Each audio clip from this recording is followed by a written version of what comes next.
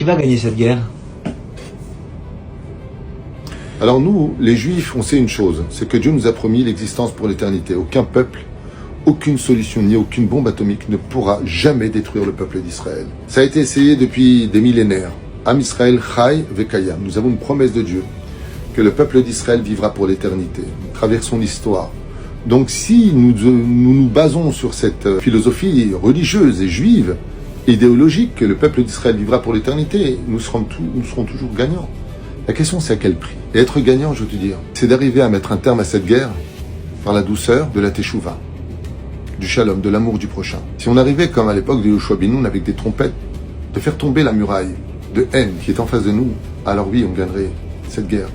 Mais si c'est pour entendre tous les jours des enfants qui meurent, des jeunes soldats de 20 ans, de 22 ans, qui meurent, des gens qui vivent dans la précarité la plus inacceptable de la société, et qu'on dit on a gagné la guerre, moi j'appelle pas ça gagner. Je dis simplement que savoir payer un prix extrêmement cher alors qu'on avait une autre solution, celle de se rapprocher de la Torah et de vivre avec amour les uns et les autres. La Torah nous a promis que si on faisait ça, il n'y aurait pas de guerre.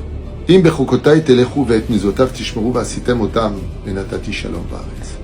on faisait simplement la Torah et les mitzvot, on arrêterait de parler du mal des uns et des autres, on se renforcerait dans notre foi, non pas philosophique, mais active, on gagnerait une guerre magnifique.